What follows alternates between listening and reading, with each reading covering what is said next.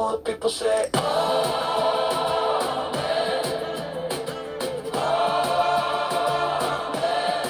the people say,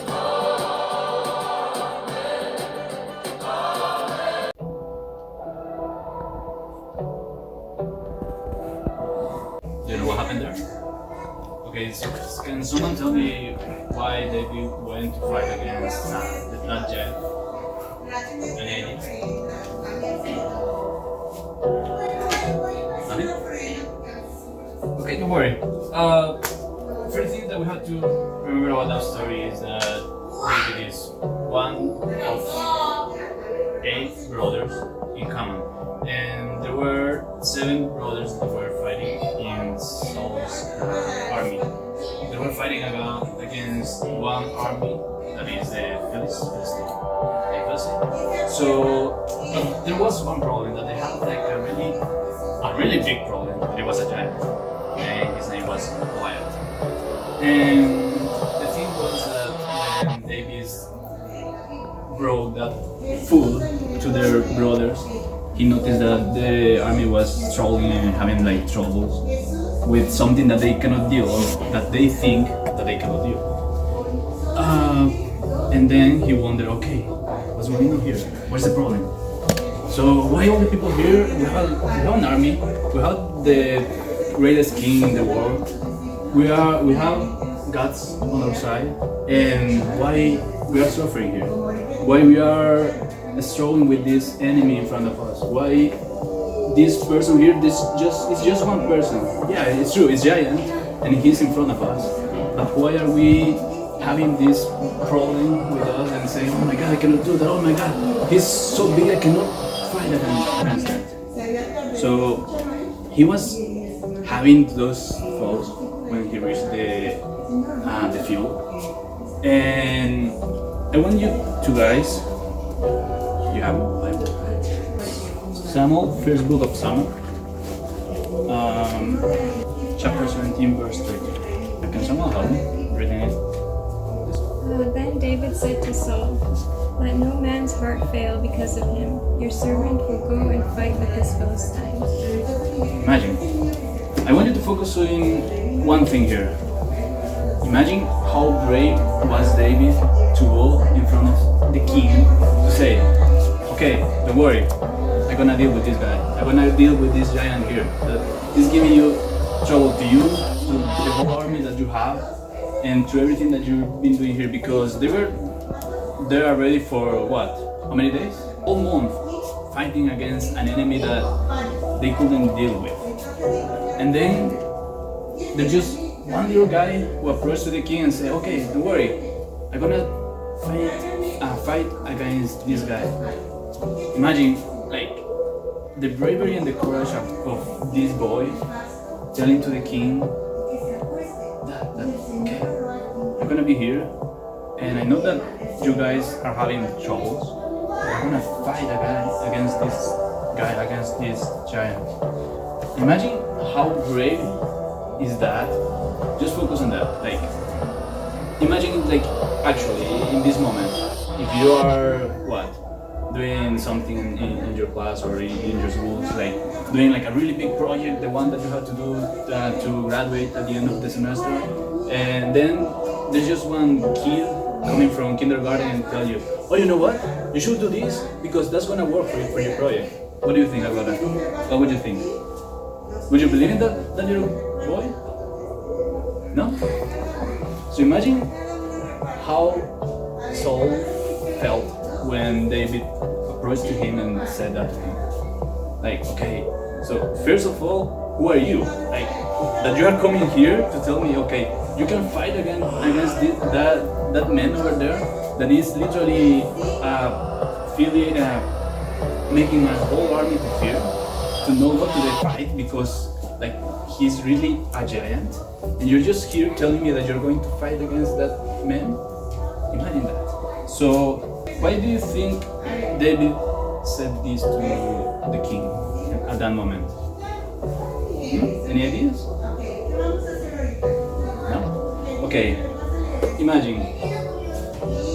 Does anyone here knows what what was the function of David? Like, what was his job? No. Was he like the shepherd? Yeah. So imagine. It was something completely different from what he was saying to do. Because he usually fight against lions, bears, like wild animals. And he was just a shepherd. Imagine how a shepherd that is a boy is coming here telling me that. But behind that little boy, there is like a really big background. He was chosen the next king of Israel. So he will become the successor of Saul. So first of all, he had God on his side. Second, he had already experience fighting like wild animals. Because imagine, fighting a lion is not like simple. Like how many of you can fight a lion here? Okay, yeah. Imagine if you see a bear here. Like if you go camping with your family and then on one weekend you see a bear coming to you. What would you do? Yeah, run! Yeah, that's the thing that you will do. But imagine, this guy, David, he was the one who thought about those animals and literally killed those animals. Because the Bible says that he grew the head of those animals and los estrangulaba. And he killed those animals to protect the sheep. So he had already experience in that. And the second thing that I want you guys to read, it's on the same book, but now go to the verse 33. And David said unto Saul, thy servant kept his father's sheep. And there came a lion and bear and took a lamb out of the flock. Imagine, he's saying, okay, I already did this to those animals, and they were probably stronger than a normal man. They were probably stronger than 10 men, and he was able to fight against those animals. So he was saying, okay, I already did this, so this guy in front of me is nothing. And the best part, I have God on my side. That's the main thing that he has. God on his side. And Saul said to David, thou art not able to go against this Philistine to fight with him, for thou art but a yoke, and he a man of war from his yoke. Imagine, he's telling him that he's a fighter, he is a soldier. He's been trained since he was like, I don't know, a child. He was trained to become a soldier, to become a warrior of that army. And he was comparing to David, he was just a shepherd. That's it. Imagine how different could be that. That the king is literally telling you, okay, no, you cannot do this. Because you know what? That man over there, he's a giant, he's a soldier, he's been in so many fights, he had killed I don't know how many people, and you're just here, you're a shepherd, you're a little boy, you have done anything compared to that man over there? Imagine, Saul, the king, was telling that to David. Was telling that, okay, you cannot do this because you are young. He was putting that barrier between David and that man. And I like this because David, despite of all the things that the people said to him, and all the things that the king told to him, he said, you know what, no, don't worry. I have fought against those animals, against those lions, against those bears, for my sheep, for my animals, for my group. That we could say, okay, that was my family. Because how many of you here have a pet or something? No? Okay, so imagine, what would you think if your pet, like your little boy or girl, is being attacked by a person? What would you do? You're just gonna say, oh, don't worry, keep going, I don't care. What would you do? you will literally go in there and fight, or at least try to separate them and grab your pet, right? Your friend, because you love him.